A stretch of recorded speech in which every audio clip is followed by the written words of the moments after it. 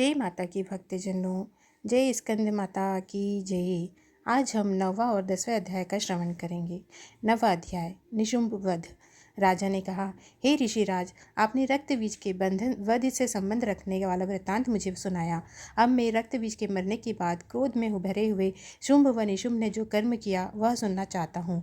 महर्षि मेधा ने कहा, रक्त बीज के मारे जाने पर शुंभ निशुंभ को बड़ा क्रोध आया। अपनी बहुत बड़ी सेना का इस प्रकार सर्वनाश होते देखकर निशुंभ देवी पर आक्रमण करने के लिए दौड़ा। उसके साथ बहुत से बड़े बड़े असुर देवी को मारने के लिए दौड़े और महापराक्रमी शुंभ अपनी सेना सहित चंडिका को मारने के लिए बढ़ा।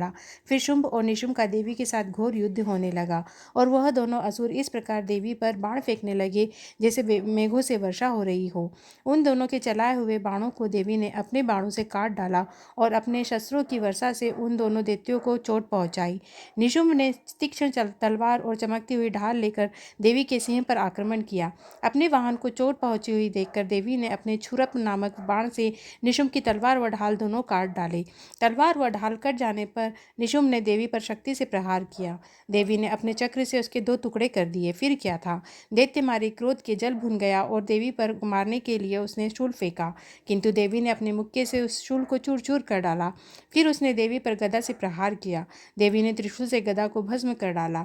इसके बाद वह फरसा हाथ में लेकर देवी की ओर लपका। देवी ने अपने तीखे बाणों से उसे धरती पर सुला दिया। अपने पराक्रमी भाई निशुंभ के इस प्रकार से मरने पर शुंभ क्रोध में भरकर देवी को मारने के लिए दौड़ा।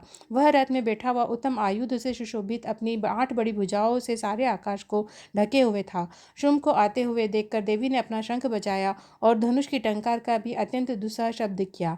साथ ही अपने घंटे के शब्द से जो संपूर्ण दैत्य सेना के लिए तेज को नष्ट करने वाला संपूर्ण दिशाओं को व्याप्त कर दिया। इसके बाद देवी के सिंह ने अपनी दहाड़ से, जिसे सुन बड़े बड़े बलवानों का मत चूर हो जाता था, आकाश पृथ्वी दशों दिशाओं को पूरित कर दिया। फिर आकाश में उछलकर काली ने अपने दांतों व हाथों के तत्व को पृथ्वी पर पटका। ऐसा करने से ऐसा शब्द हुआ जिससे पहले के सारे शब्द शांत हो गए। इसके बाद शिवदीति ने असुरों के लिए भय उत्पन्न करने वाला अट्टहास किया, जिसे सुनकर दैत्य थर्रा उठे और शुंभ को बड़ा क्रोध आया। फिर अंबिका ने उसे कहा, अरे दुष्ट, खड़ा रह। तो आकाश के सभी देवता जय हो बोल उठे। शंभु ने वहां जाकर ज्वालाओं से युक्त एक अत्यंत भयंकर शक्ति छोड़ी, जिसे आते देख देवी ने अपनी मोहलका नामक शक्ति से काट डाला। हे राजन, फिर शुंभ ने सिंहनाद से तीनों लोकों को व्याप्त किया और उसकी प्रतिध्वनि से ऐसा शब्द हुआ जिसे पहले के शब्दों को जीत लिया। शुंभ के छोड़े हुए बाणों को देवी ने और देवी की छोड़े हुए बाणों को राक्षस अपने बाणों से काट सैकड़ों हजारों टुकड़े में परिवर्तित कर दिए। इसके बाद जब चंडिका ने क्रोध में भरकर शुंभ को त्रिशूल से मारा तो वह मूर्छित होकर पृथ्वी पर गिर पड़ा। जब उसकी मूर्छा दूर हुई तो वह धनुष लेकर आया और अपने बाणों से देवी काली तथा सिंह को घायल कर दिया। फिर उस राक्षस ने 10,000 भुजाएं धारण करके चक्र आदि आयुधों को से देवी को आच्छादित कर दिया। तब भगवती दुर्गा ने कुपित होकर अपने बाणों से उन चक्रों तथा बाणों को काट डाला। यह देखकर निशुंभ हाथ में गदा लेकर चंडिका को मारने के लिए दौड़ा। उसके आते ही देवी ने तीक्ष्ण धार वाले खड़ग से उसकी गदा को काट डाला।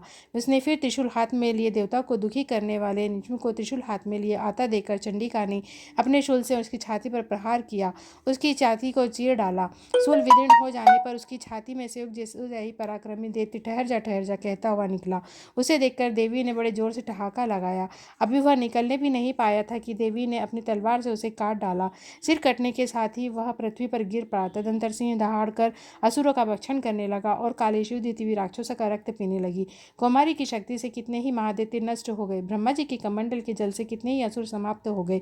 कई दैत्य माहेश्वरी के त्रिशूल से विदीर्ण होकर पृथ्वी पर गिर पड़े और कई बारहई के प्रहार से छिन्न भिन्न होकर धराशायी हो गए। वैष्णव ने भी अपने चक्र से बड़े बड़े महापराक्रमियों को कचुम्बर निकाल दिया, उनके न यमलोक पहुंचा दिया। इंद्र ने कितने ही महाबली राक्षस के टुकड़े टुकड़े हो गए। कई दैत्य मारे गए, कई भाग गए। कितने ही काली शिवदीति और सिंह ने भक्षण कर डाले। जय माता दी।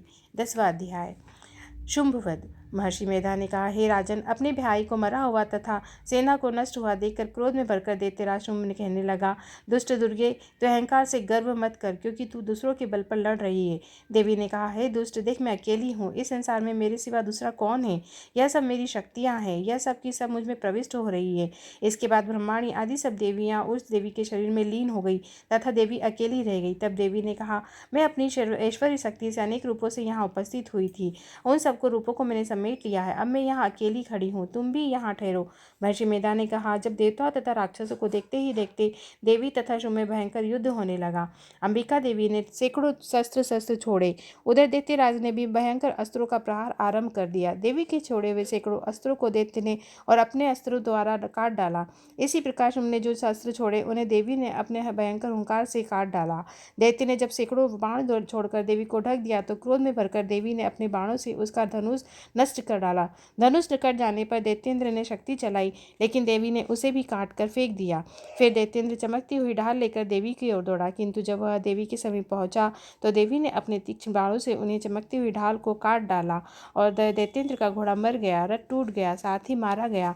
तब वह भयंकर मुद्गर लेकर देवी पर आक्रमण करने के लिए चला, किंतु देवी ने अपने तीखे बाणों से मुद्गर को काट दिया। इस पर दैत्य ने क्रोध में भरकर देवी की छाती में मुक्का मारा। दैत्य ने जब देवी को मुक्का मारा तो देवी ने उसकी छाती में जोर से थप्पड़ मारा। थप्पड़ खाकर पहले दैत्य जब पृथ्वी पर गिर पड़ा, किंतु तुरंत ही उठ खड़ा हुआ। फिर वह देवी को पकड़कर आकाश की ओर उछला और वहां दोनों में युद्ध होने लगा। वह युद्ध ऋषियों व देवताओं को आश्चर्य में डालने वाला था। देवी आकाश में दैत्य के साथ बहुत देर तक युद्ध करती रही। फिर देवी ने आकाश में घुमाकर पृथ्वी पर गिरा दिया। दुष्ट आत्मा दैत्य पुनः उठकर देवी को मारने के लिए दौड़ा।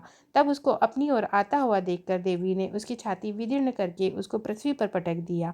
देवी के त्रिशूल से घायल होने पर उस दैत्य के प्राण पखेरु उड़ गए और उसके मरने पर समुद्र, द्वीप, पर्वत, पृथ्वी सब कांपने लगे। तदंतर उस दुष्ट आत्मा के मरने से संपूर्ण जगत प्रसन्न व स्वस्थ हो गया तथा आकाश निर्मल हो गया।